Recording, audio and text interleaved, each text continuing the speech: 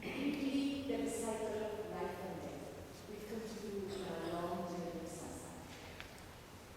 But I sure am glad that in this world that I was able to call Kenneth a true friend. I would like to conclude this tribute to Kenneth with another stanza from a poem. This was by 14th century Buddhist poet monk who lived in Kotte, whose name is Tadagame Siranga.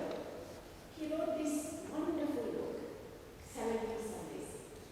Salivia is the black bird of the Sri Lankan minor family, and Sandesi is the message. This message, Sandesi, the poet said, through this bird, from Kotte kingdom at that time to the hinterland. On the way, the bird stops, meets with people, events, and then describes places. And in one instance, he, at a rest stop, after all he was a bird, he had to rest.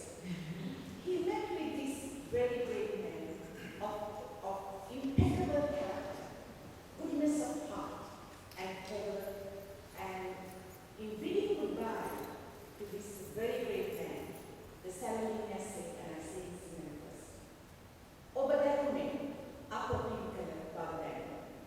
Translated it means, by being in your presence, surely we have paid merit. And we have paid merit by my association with Kenneth. Thank you for coming today.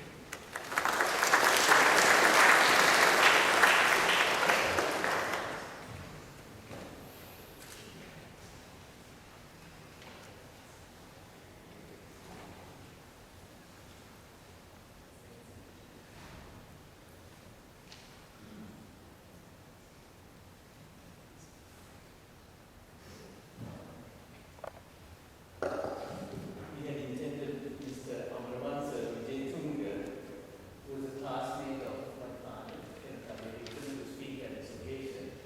Unfortunately, Mr. Vijayatunga, for medical needs, is in Sri Lanka.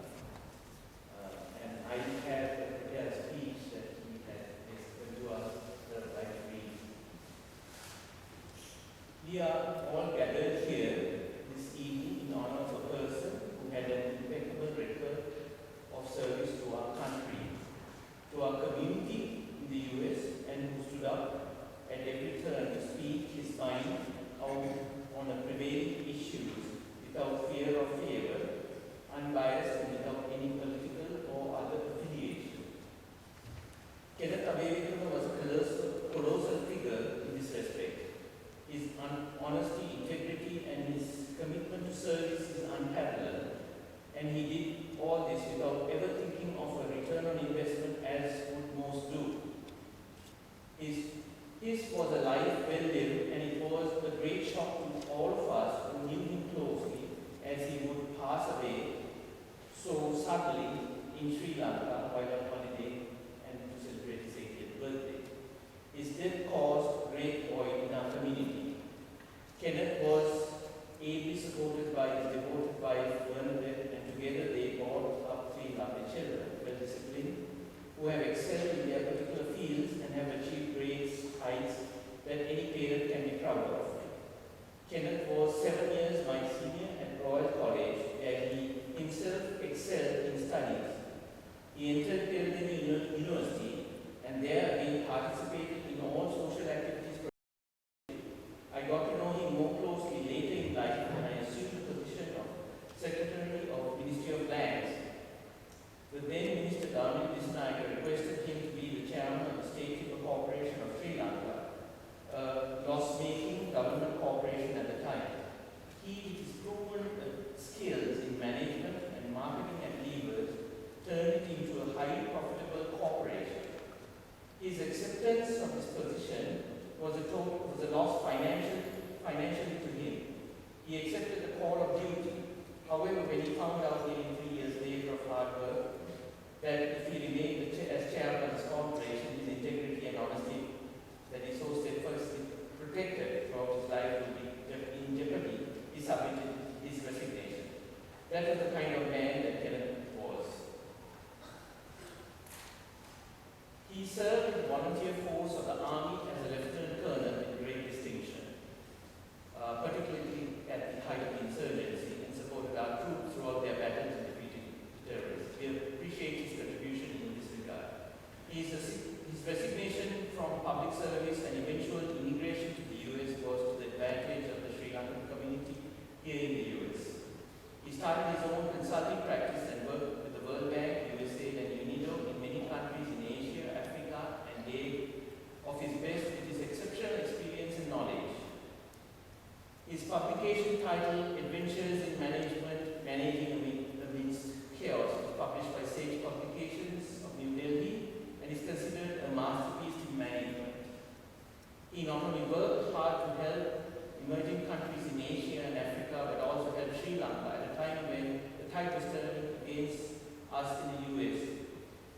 He established the organization Friends of Sri Lanka in the US, called FORCES in short, to provide the right picture of the actual situation in Sri Lanka and exposing the true nature of terrorism that was prevalent at the time to our lawmakers here by lobbying them.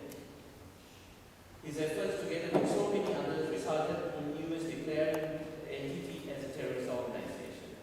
He will forever never forget his contribution in this regard. We will forever not. He was ably supported by his wife Bernadette and his 2 sons and daughter. I remember well his son's words at the interment of his ashes that he was a strict disciplinarian.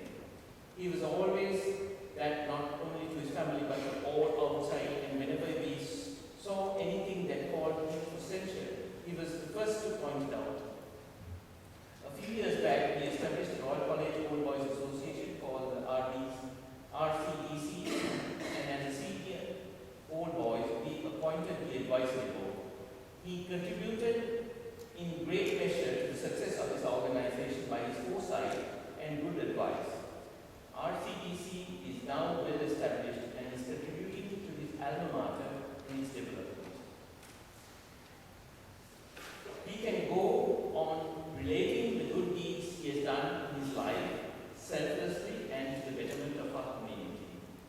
As Lord Buddha says in the Mangala Sutra, Puja cha puja niyanan etan mangalam uttara, pay homage to those who are worthy of homage. Some people who do not like to show respect, even when it is proper to do so in the presence of those who have greater and purer conduct of mind, speech and body than they have. That is what the Lord Buddha said about those who have done yeoman service to the community at large, parents, elders or teachers. Kenneth falls into this category of those who need to be respected and emulated. We extend our great sympathies and heartfelt condolences to Bernadette and to his 3 lovely children and relatives on this irreplaceable loss, and fervently hope that his recognition of his many talents and contributions to our community, both here and in Sri Lanka, would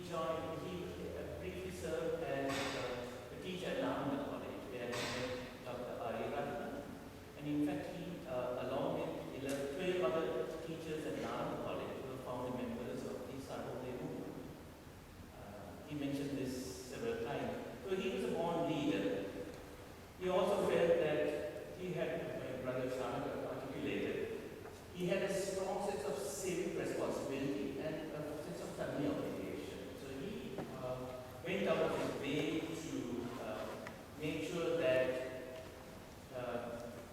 his relatives and who were in need were provided for. He contributed to the Rani Foundation because he felt that he, as a person who lived in this country, owed much to Sri Lanka. And I think this is something that Mazakari also mentioned. He oftentimes mentioned that he owed much to his country of birth. And in fact, last year when he met with the former Representative Connie Morella, he asked her why was that the United States did not provide for university education as a government benefit, because he felt that all Sri Lankans who live in this country, irrespective of whether they agree with the government in power, owe much to their country of birth, and especially with regard to their education. And he was very emphatic about that. So